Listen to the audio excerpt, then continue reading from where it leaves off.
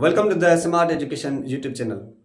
आज हम डिस्कस करेंगे how to prepare chemistry in MTK 2024।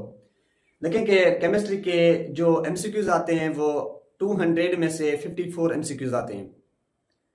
तो कैसे हम बच्चों को काफ़ी ज़्यादा ये सब्जेक्ट टफ भी लगता है, लेकिन आप एतबार करें कि ये सब्जेक्ट जो केमिस्ट्री है बिल्कुल आसान में से आसान सब्जेक्ट है।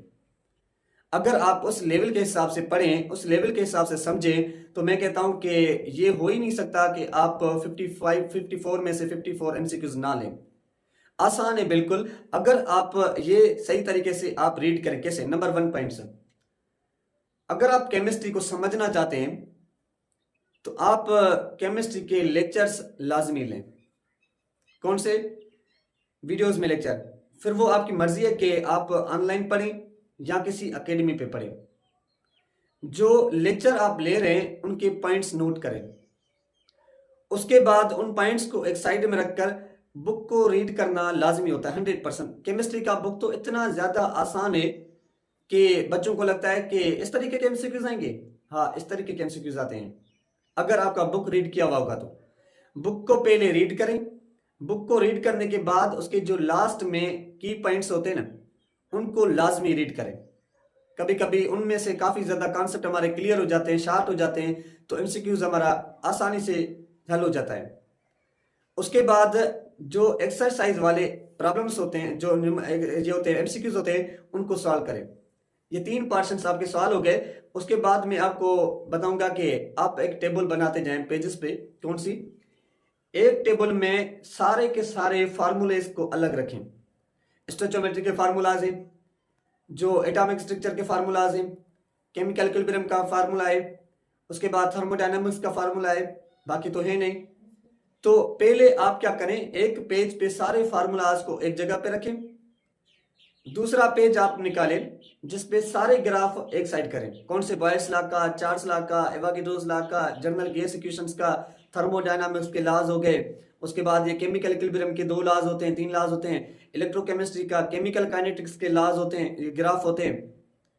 कि आप इनको क्या करें कि एक ग्राफ, एक पेज वो बनाए जिसपे सारे ग्राफ आप ये क्या करेंगे कि वहां पे आप क्या करेंगे, रखेंगे। थर्ड पेज जो बनाए उसमें आप सारे कांस्टेंट वैल्यूज को रखें। कौन से constant values? Avogadro's constant, R के वैल्यूज होते हैं, के वैल्यूज होते हैं, ये इक्विलिब्रियम कांस्टेंट्स के वैल्यूज होते हैं, केमिकल काइनेटिक्स में के वैल्यूज। तो आप उनको क्या करें कि एक साइड रखें। उसके बाद हम चलते हैं ऑर्गेनिक पोर्शन में। ऑर्गेनिक पोर्शन में भी आप 3 क्या करेंगे, पेजेस टेबल बनाए। कौन सी? नंबर 1 रिएक्शंस का नाम, नंबर 2 रिएक्शंस की catalyst, number 3 oxidising agents, reducing agents, number 4 आप उनके अंदर प्रोडक्ट्स क्या बन रहा है ये रखें, उनके एडवांटेज रखें। कि उसके बाद अगर ये सारी चीजें आप कर लेते हैं ना, सारी चीजें, तो आप क्या करेंगे कि आप इन चीजों को रिवाइज करते रहेंगे और इनके साथ थोड़ा सा आप एडवांस पढ़ते जाएंगे। तो क्या होगा कि हर दूसरे दिन, तीसरे दिन जब आप रिवाइज करेंगे ना ये चीजें, तो मैं कहता हूं कि 100% हमारी मेमोरी जो होती है वो क्या होती है, क्लियर हो जाती है। और जब हमारी मेमोरी क्लियर है तो 70% एमसीक्यूज हमारे क्लियर हो जाते हैं। क्योंकि आपने देखा है कि 70% जो एमसीक्यूज होते हैं वो मेमोराइज होते हैं। मेमोराइज का मतलब कि आपकी यादाश्त, यादाश्त मतलब कि सब्जेक्ट मींस कि आपकी रीडिंग, मतलब कि आपका जो रीडिंग किया हुआ है, जो आपका समझा हुआ है, उसी में से एमसीक्यूज पूछते हैं। अगर आप ये चीजें करते हैं, मैं कहता हूं कि 54 एमसीक्यूज में से 54 एमसीक्यूज आप कर लेंगे। दूसरा, एमसीक्यूज पे प्रैक्टिस करें। कौन से एमसीक्यूज? मॉक टेस्ट, जो आपके पास ये सीरीज मिली हुई है, जैसे कि किप्स सीरीज है, जैसे कि टॉपर वालों की सीरीज है, जैसे कि और सीरीज होती है। आपकी मर्जी है, लेकिन जो टॉपिक आप पढ़ें उस टॉपिक के साथ 10-15 एमसीक्यूज लाजमी सवाल किया करें।